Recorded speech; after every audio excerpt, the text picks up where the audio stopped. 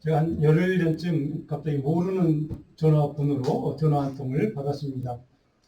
받고 보니까 좀 가까운 데지만 또 타주에 있는 어떤 감옥에 갇히신 분이 저한테 전화를 했습니다.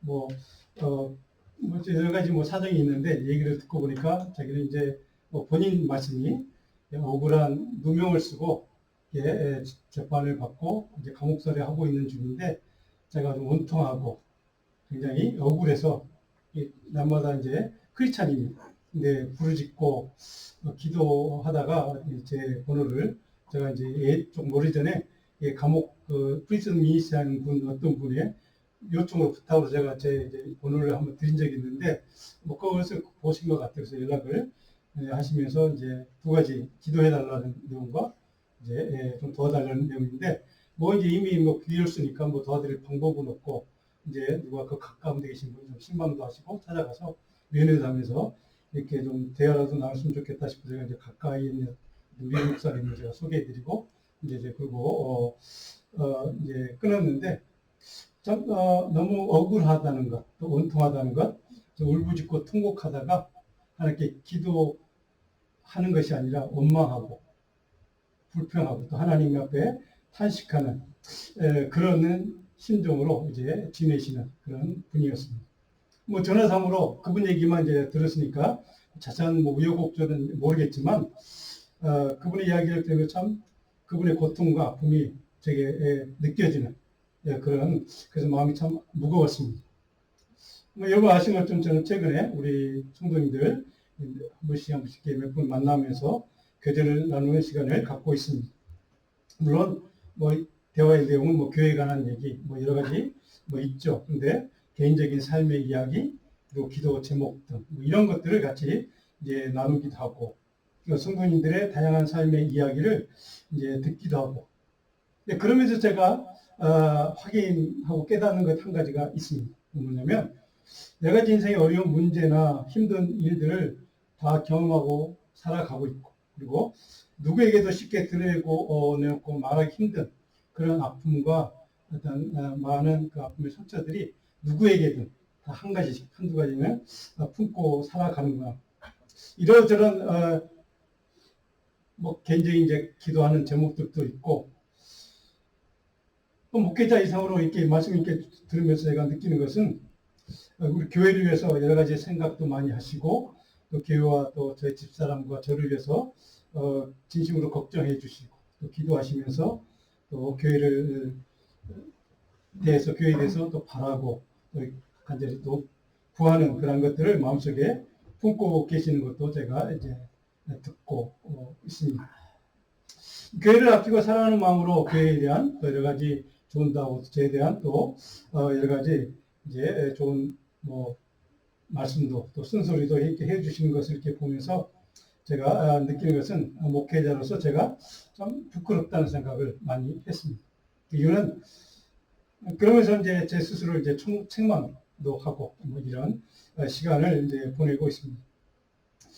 제 개인적인 일, 가정의 일, 또 제가 하는 일을 또 집중하느라고 또 돌보느라고 아마도 제 앞가림만 이제 하느라고 정신이 없어서 교우들이 겪고 있는 아픔, 또 여러 가지 힘겨운 문제들, 또 기도의 제목들을 같이 나누거나 또 관심 갖고 들어주지를 못했던 생각이었습니다. 교우들의 고통스러운 삶의 상황, 또 아픔과 문제들, 기도의 제목들이 참 그거에 대해서 제가 무심했다. 이제 목회자로서 좀 무심했다. 이런 생각 때문에 우리 교우분들에게, 우리 교우 성도님들에게 좀 죄송한 마음을 금할 수가 없었습니다. 그런데 그런 생각을 하다가 제가 받았던 그 전화를 받았던 그 어려운 형편에 있는 그분 얘기 이렇게 듣고 마음이 좀 무거운 상황인데 우리 교우들을 또 만나고 제가 이제 그런 생각을 이렇게 하면서 성경을 이제 읽다가 오늘 우리 같이 읽었던 말씀 14절의 마지막 구절에 있는 하나하나에 제 마음이 제 눈이 깊이 좀 관심이 갔습니다. 마지막 구절에 있는 연단이라는 단어입니다. 연단. 그러면서 제가 두 전에 봤던 그분의 그 억울하다고 얘기하는 호세오는 그분의 이야기를 듣고 같이 기도하면서 그리고 나서 제가 전을 끊고 찾았던 성경 구절 여러 군데가 있는데 그 중에 하나가 베드로전서의 말씀이었습니다. 베드로전서 4장 12절로 13절을 같이 한번 읽어볼까요? 사랑하는 자들아 너희를 연단하고 오늘 불시험을 이상한 일에 당하는 것 같이 이상히 여기지 말고 오히려 너희가 그리스도의 분만에 참여하는 것으로 즐거워하라. 이는 그의 영광을 나타내실 때에 너희로 즐거워하고 기뻐하게 합니다. 아멘. 우리 그리스도의 삶에서 우리 저와 여러분의 이민자로 살아가는 우리의 삶에서 연단의 목적, 크리스찬들에게 주는 하나님이 주시는 연단, 어려운 문제들, 시험들 이런 것의 목적과 의미와 가치에 대해서 깊이 묵상을 하고 있습니다. 도대체 우리에게 우리 삶에서 이 연단이란 어떤 의미인가? 당시 크리스찬들의 삶은 참 이 베드로 서신을 받았던, 그래서 서신을 읽었던 당시의 크리스찬들의 삶은 굉장히 정치적으로나 사회적으로나 종교적으로 굉장히 상상하기 어려운 그러한 고통과 핍박과 고난을 당한 그런 성도들이었습니다. 정말로 앞이 캄캄한 소망이 없는 절망적인 상황에서 신앙생활을 했다. 그럼에도 불구하고 힘겹게 믿음을 지키기 위해서 그리스도의 복음을 지키기 위해서 영적으로 애쓰고 싸우는 성도들에게 베드로 사도는 이렇게 말씀하는 겁니다. 그 고난에 대해서 너희들이 이런 관점에서 이런 시각에서 좀 바라봤으면 좋겠다 하는 것을 이렇게 우리에게 설명합니다. 그러면서 베드로는 원망과 불평과 배교할 핑계거리가 아니라 너희가 경험하는 그 연단의 문제들, 어려운 문제들은 오히려 너희를 신앙적으로 더 강하게 연단시켜주는 불시험이다 라고 생각하고 그렇게 바라보고 그렇게 이해하고 그렇게 받아들이라는 이야기입니다. 그런 연단과 시험들은 그리스도께서 당하신 고난에 참여하는 것이다. 예수님의 십자가 순환, 거기에 우리도 동참하는 거야. 그 동참의 은혜를 우리가 입는 거야. 오히려 그것들로 인해서 너희들은 기뻐할 줄 알아야 돼. 기뻐해야 돼. 즐거워해야 돼. 이렇게 말씀하고 있습니다.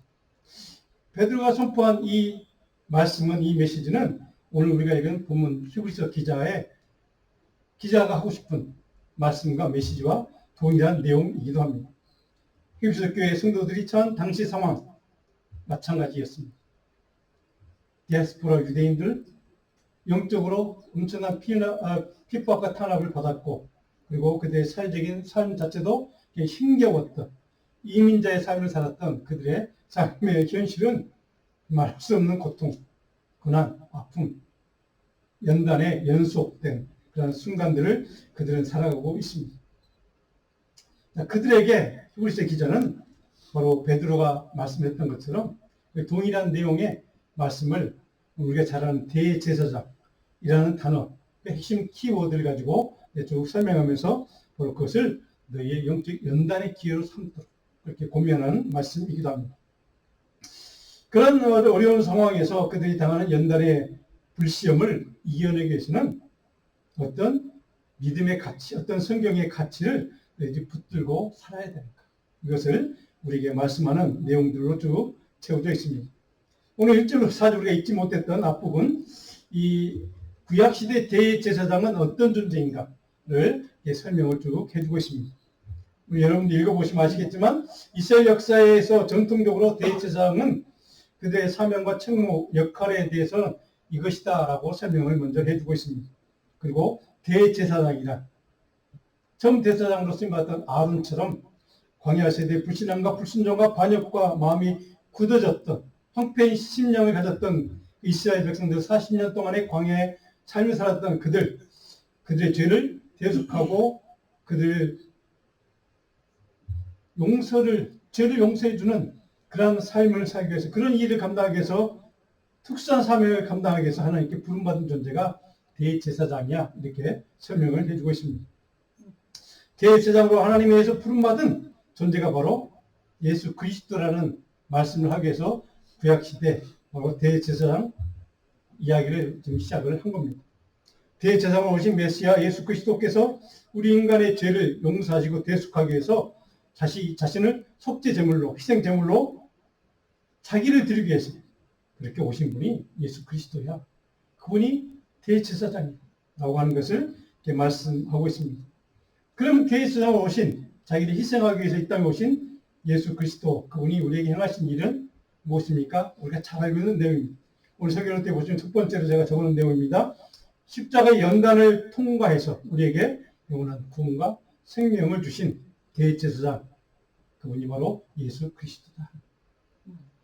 십자가 연단을 통과하시면서 스스로 자기 자신을 그 십자가 위에 헌신하시며 희생하시면서 우리를 위해서 우리를 구원하고 영원한 생명을 우리에게 주시 그분, 그 사명을 대제사장 사명을 감당하기 위해서 오신 그분을, 예수 그리스도를 신뢰해야 하는 것이 우리가 할 일이다, 이렇게 설명을 하고 있습니다. 5절에 보니까 이렇게 되어 있습니다. 이와 같이 그리스도께서 대제사장 되신 너, 예수 그리스도가 대제사장이라는 것을 정확하게 지금 말씀하고 있습니다. 그런데 너는 내 아들이다. 하나님 아버지께서 그 대제사장으로 오신 예수 그리스도 그분을 너는 내 아들이라고 칭하는 이 말씀을 지금 인용을 하고 있습니다. 하나님의 아들, 대제사장, 메시아, 구원자, 예수 그리스도. 자, 이렇게 정확하게 선포하면서 예수 그리스도 그분이 십자가의 순환과 죽음과 부활의 빛에서 그분의 죽음을 희생제물로 자기 자신을 바치신 예수 그리스도의 대제사장으로서의 사명을 이렇게 해석하고 있다는 겁니다. 자, 그 사명을 잘 감당하신 메시아가 어떻게 영광받게 되는가를 시편 110편 1절에는 이렇게 증언하고 있습니다. 여호와께서 내 주에게 말씀하시기를 너는 내 오른쪽에 앉아 있으라. 하나님의 보좌 우편에 앉아 계시게 될 것이라는 것을 시편 기자가 이미 예언했던 이 말씀을 예수 그리스도께서 실제로 하나님이 이루어 주신 사건을 우리는 잘 알고 있습니다. 하나님 우편 보좌에 영광과 존귀를 받으신 메시아, 대제사장 예수 그리스도, 그분의 정체성을 이렇게 이제 우리는 잘 알고 있는 말씀을 다시 한번 확인시켜 주고 있습니다. 자, 그런데 그분의 또 다른 정체에 대해서 오늘 히브리서 기자는 6절에서 우리에게 한 인물, 우리가 알고 있는 인물을, 구약 시대 인물을 이제 언급하면서 우리에게 설명합니다. 6절에 보니까 내가 영원히 멜기세덱의 반차를 따른 제사장이라 하셨으니, 멜기세덱이라는 인물, 여러분 잘 아는 인물입니다. 우리가 잘 아는 대로 창세기 14장에 아브라함을 만났던 멜기세덱. 근데 멜기세덱이 아브라함을 와서 축복하고 아브라함은 그에게 11조를 드리고 싸움에서 이겼던 그 모든 획득 같은 그 재물의 10분의 1을 드리는 그런 이야기가 창세기 14장에 기록되어 있습니다. 거기에서 처음 등장하는 인물 멜기세덱, 하나님의 제사장. 자, 그런데 이 멜기세덱이 어떤 인물인가? 살렘 왕이라고 창세기 14장 18절은 우리에게 밝혀줍니다. 살렘의 왕. 살렘, 여러분 금방 연상되시죠? 예루살렘. 살렘은 바로 평화라는 뜻입니다. 살렘, 샬롬 이렇게 표현하는, 유대인들에게는 어디 가든 만나면 그냥 인사하는 말, 샬롬, 샬롬에 이렇게 보통 인사하는데 바로 그 말이 바로 샬렘입니다. 근데 그게 왕이었던 거예요. 그분이 멜기세덱 이렇게 표현되어 있습니다. 근데 이 샬렘 왕이란 의의 왕을 지칭하는 단어이기도 합니다. 의의 왕, 의이신, 의 자체이신 예수 그리스도를 상징하는 단어라는 뜻입니다. 자, 다윗의 도시라고 알고 있는, 우리가 성도라고 하고 있는 예루살렘의 왕, 제사장으로 묘사된 인물 멜기세덱. 자, 문화나 종교적으로나 어떤 면을 봐도 평화가 다스리는 하나님의 도시를 상징하는 단어였습니다. 하나님의 평강이 다스리는 나라, 그 땅, 그 도시, 예루살렘. 자, 평화, 평강, 온전함, 의를 상징했던 왕을 우리는 멜기세덱 이렇게 표현했다는 거 우리는 이해하면 그런 분이구나 알 수가 있습니다. 자, 그분이 다스렸던 나라 살렘, 예루살렘, 그 나라의 왕 멜기세덱. 자, 평강의 왕, 평화의 왕, 예수 그리스도께서 다스리는 이 땅, 하나님의 나라를 상징적으로 표현하는 단어이기도 합니다. 자, 그런데 시편 114편 4절에 보면 그의 정체에 대해서 이렇게 증언해 줍니다. 같이 읽어볼까요? 요한은 이르시기를 너는 멜기세덱의 서열을 따라 영원한 제사장. 자, 근데 멜기세덱의 반차를 따라 서열을 따라, 그러니까 멜기세덱의 바로 계승했던 그 멜기세덱의 그 지위를 계승했다 이런 뜻입니다. 반차를 따라 좀 어려운 단어 번역이 좋겠는데 여기는 서열을 따라 이렇게 번역이 조금 쉬운데 멜기세덱에 계승했다 이렇게 이해하시면 될 것 같습니다. 멜기세덱의 역할을 계승하고 대제사장으로 부름받은 하나님의 아들 예수 그리스도 이렇게 이해하시면 그렇구나 쉽게 다가올 겁니다.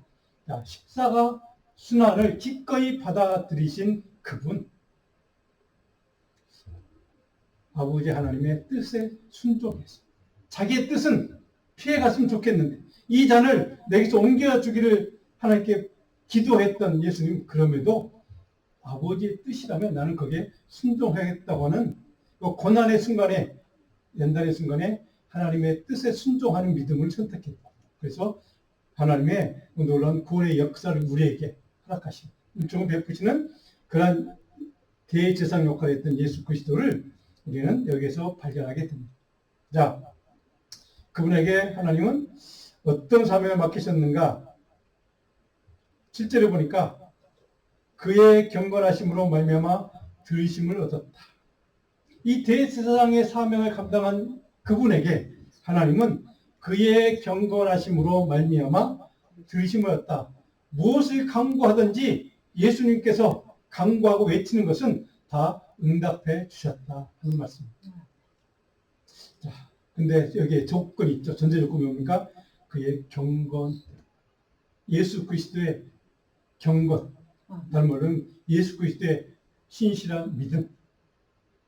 바로 그것 때문에 하나님께서 그 무엇을 구하든지 외치든 다 들어주셨다 라고 하는 것을 이렇게 기록해 주고 있습니다. 자, 근데 그 하나님 아버지의 뜻을 구했던 예수 그리스도, 그분의 간구와 외침을, 기도를 무엇이든 들어주셨던 하나님께서 왜 그렇게 하셨는가? 8절에 보니까 이것 때문이라고 정확하게 설명합니다. 그가 아들이면서, 하나님의 독생자 아들이면서도 받으신 고난으로 순종함을 배웠다. 고난을 경험하면서, 고난의 연단을 받으면서도 하나님의 뜻에, 말씀에 순종하는 믿음을 그가 배웠기 때문에, 그것을 보여줬기 때문에, 그 신실한 믿음 때문에 하나님은 그의 모든 간구를, 아들의 간구를 다 응답해 주셨다. 바로 이것이 오늘 히브리서 기자가 우리에게 주고 싶은 메시지의 핵심입니다. 마가복음 14장 36절에 보니까 예수님이 십자가에서 이렇게 외칩니다. 아버지여, 잔을 내게서 옮기시옵소서. 그러나 나의 원대로 마시고 아버지의 원대로 하옵소서.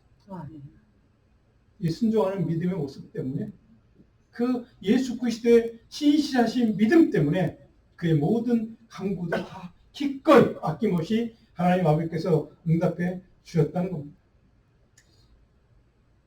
오늘 저와 여러분들에게 이 말씀을 통해 히브리서 기자가 주고 싶은 메시지가 바로 이겁니다. 예수 그리스도, 그분도 하나님의 독생자 아들, 그분도 십자가에서 고통당하면서 부르짖기도 했고 이 잔을 옮겨달라고 하나님께 부탁도 했고, 그러나 내 소원이 그것이지만 하나님의 뜻이 무엇이든 저는 거기에 순종하겠습니다. 이 고난의 순간, 아픔의 순간, 절망의 순간, 그것이 무엇이든 상관없이 나는 이 순간을 통해 주님이 원하신 뜻이 있다면 주님의 말씀대로 나는 거기에 순종하고 따르겠습니다 라고 하는 믿음, 이 신실한 주님의 믿음 때문에 바로 그의 모든 간구를 아버지를 응답하셨다. 히브리서 기자는 우리에게 가르쳐주고 있습니다.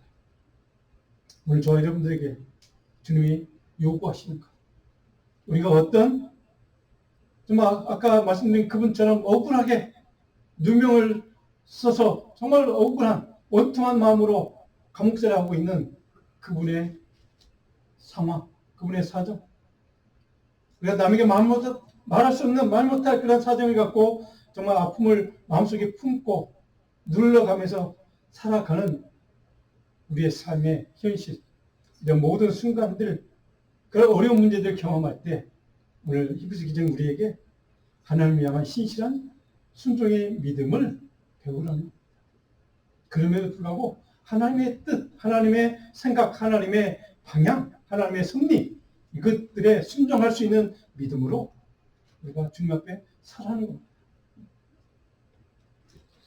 오늘 우리가 경험하는 어려운 문제들, 고난과 고통을 통과하면서 원망과 불평과 자포자기가 아니라 그 속에 숨겨져 있는, 그 속에 담겨져 있는 하나님의 뜻을 신실한 순종의 믿음으로 바라보고 그것을 따를 수 있는 믿음의 길을 우리는 제자의 길, 제자도라고 얘기합니다. 이것이 오늘 저와 여러분들이 가야 될 믿음의 길이라고 하는 겁니다. 대사이신 예수 그리스도는 십자가의 순환과 연단의 삶을 통해서 그 어려운 순간, 그 고통의 순간, 말할 수 없는 상상할 수 없는 그 고통을 경험하는 그 순간에도 아버지의 뜻에 순종하는 믿음을 선택했다. 그 믿음으로 다음과 같은 능력을 얻게 되었다고 히브리서 기자는 우리에게 증언해 줍니다. 9절입니다. 그 결과 하나님께서 예수님을 온전하게 만들어 주셨고 자기의 순종하는 모든 자의 영원한 구원의 근원이 되게 하셨다.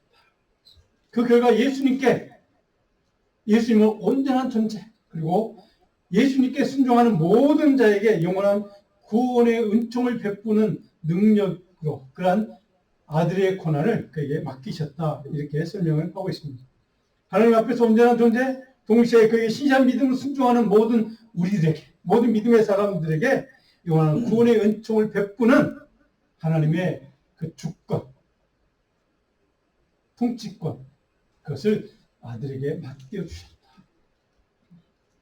사랑하는 성도 여러분, 오늘 이 예수 그리스도 대제사장으로 우리를 위해서 자기 자신을 목숨을 희생해 주신 그분의 믿음을 우리가 본받기를 간절히 소원합니다. 그 고통 중에서도, 연단 중에서도 결코 믿음을 포기하지 않고 하나님을 신뢰하고 의지했던 그 순종의 믿음, 오늘 이것을 우리 모두 정말 주님의 은혜로 우리 모두가 다 배울 수 있기를 간절히 소원합니다. 그 결과, 그 믿음의 결과, 하나님의 영원한 구원의 은총, 하나님 나라의 구원의 영원한 생명의 은총에 우리는 참여하는 구원받는 하나님의 자녀가 될 수 있기 때문에 그렇습니다. 누군가 다른 영혼에게 하나님의 영원한 구원과 생명의 은혜에 참여하도록 그 영혼들을 초청할 수 있는 능력이 우리에게 주어지기 때문에 그렇습니다.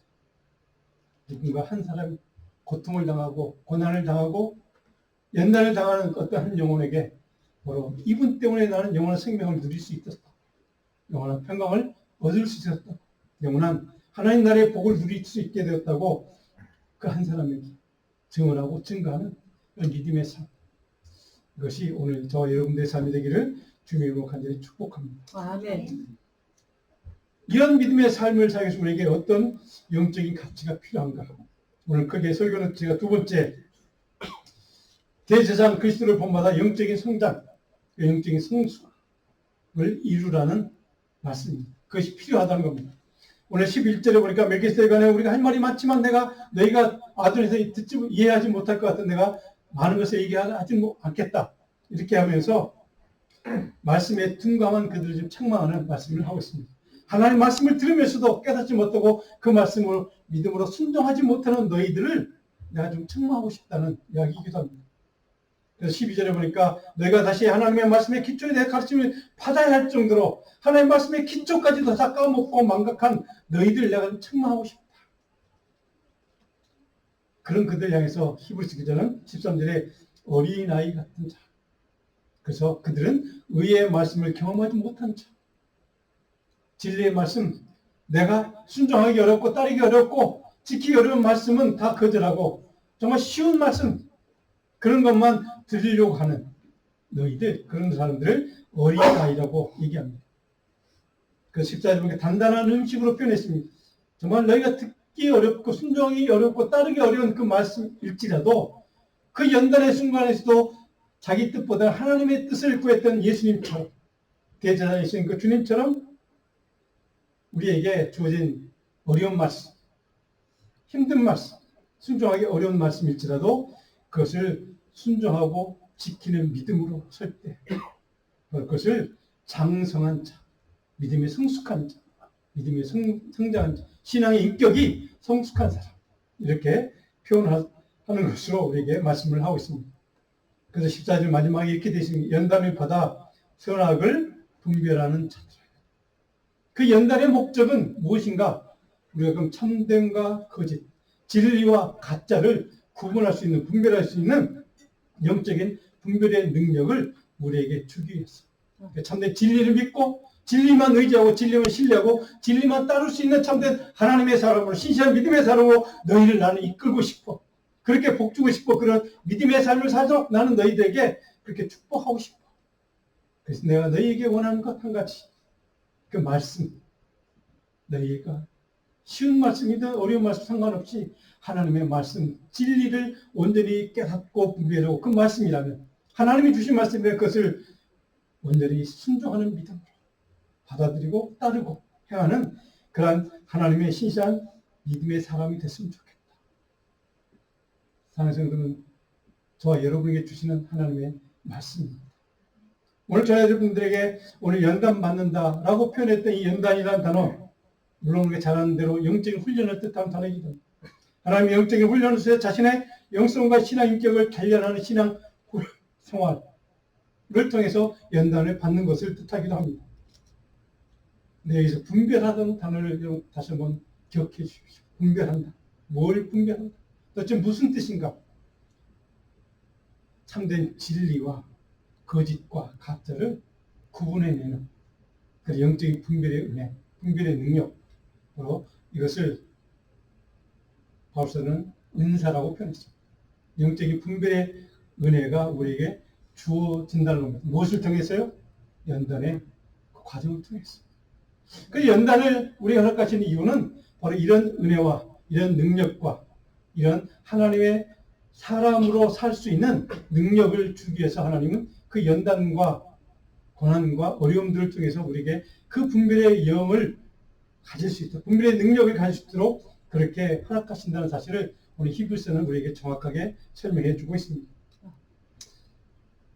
오늘 히브리서의 이 권면의 말씀을 우리가 이렇게 해석해서 기억했으면 좋겠습니다. 우리의 삶의 현실의 고통과 절망의 시대를 통과하는 순간, 그때는 원망할 수도 있고 정말 울부짖을 수도 있고 원통하다고 생각할 수도 있지만, 그 모든 순간순간들이 영원한 공과 생명의 능력을 만나는 기회. 하나님의 말씀을 듣고 그 말씀의 순종함을 통해서 하나님의 말씀의 능력을 입고 우리가 연단을 받음으로 우리 믿음이 성장하고, 그 믿음의 성장을 통해서 하나님의 구원의 은총과 하나님이 우리가 허락하시는 놀라운 하나님 나라의 은혜를 날마다 경험할 수 있도록 그런 은혜와 축복을 주는 하나님의 복의 통로를 할 것을, 우리는 좀 그런 믿음의 눈으로 연단을 이해하고 그것을 받아들이고 그런 믿음의 눈으로 그것을 놓고 기도하는 그런 믿음의 삶을 우리가 살았으면 좋겠습니다. 아멘. 이것이 오늘 히브리서 기자가 저와 여러분에게 주시는 메시지입니다. 여기에 꼭 필요한 그런 믿음의 사람이 되도록 우리 세워주는 반드시 있어야 될 영적인 자연분 한 가지, 하나님의 말씀이라고 오늘 히브리서에서 정확하게 말씀합니다. 요한복음 8장 47절을 같이 한번 읽어볼까요? 요한복음. 하나님께 속한 자는 하나님의 말씀을 듣나니 너희가 듣지 아니하면 하나님께 속하지 아니하였으므로다. 하나님의 사람은, 하나님께 속한 사람은 하나님의 말씀을 듣는 자라고 있겠습니다. 아멘. 듣는다는 것은 순종함을 뜻합니다. 영적인 분별력을 갖고 말씀 앞에 겸손히 묵고 그 말씀대로 따르는 삶을 뜻합니다. 그리고 이처럼 하나님의 생명의 말씀을 또 연단 허락하시는 하나님의 분명한 목적은 무엇일까? 스가랴 13장 9절 오늘 요절 말씀 같이 한번 읽어볼까요?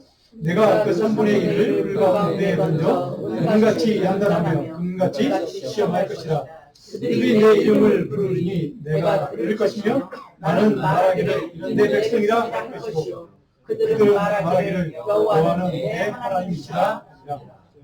그렇게 연단하신 이유는 하나님을 찾도록 만드는, 그 연단의 어려운 문제를 허락하신 이유는 우리로 하여금 하나님만을 찾도록, 하나님 앞에 나오도록, 하나님만이 내 구원이시오 나의 살 길이요 내 생명인 것을 고백하고 믿고 그 주님 앞에 나와서 그 주님의 은혜를 구하고 그 주님의 도움을 구하는 삶을 살 수 있도록 우리 그렇게 이끄시기 위해서, 그리고 이 고난의 문제를, 연단의 문제를 우리에게 허락하신다는 말씀입니다. 우리는 이 시간의 말씀을 꼭 기억할 수 있기를 간절히 축복합니다. 우리 삶 가운데 우리가 만나는 그 어떤 것이든지 바로 하나님을 찾는 믿음이 우리 있을 때, 우리 그 모든 인생의 환난을 통해서, 고난을 통해서, 어려운 문제를 통해서 바로 하나님의 축복받은 자녀, 하나님의 영원한 하나님의 백성, 그런 은혜 입은 자로 성숙한 하나님의 사람으로 살아갈 줄 믿습니다. 아멘. 우리 교회가, 우리 자녀들이 그런 믿음의 자녀가 되기를 간절히 축원합니다. 아멘. 이 말씀을 기억하면서 우리가 만나는 어려운 문제들 만날 때 바로 어떤 믿음의 반응을 보여야 할지 이 말씀을 꼭 기억하고 오늘 이 요즘 말씀을 집에서 꼭 몇 번씩 반복해서 읽고 또 외우고 묵상했으면 좋겠습니다. 오늘 이 하나님을 찾는 마음으로, 하나님의 은혜를 구하는 마음으로, 하나님을 간절히 하나님의 도우심과 은혜를 간청하는 마음으로 우리가 이 찬양 하나 우리 같이 한번 올려드리기를 원합니다. 우리 여러분 잘 아는 찬양, 나의 힘이 되신 여호와, 이 찬양도 우리 하나님 앞에 간절한 마음으로 열심을 다해서 하나님을 찾고 찾는 마음으로 이 찬양을 같이 올려드립니다.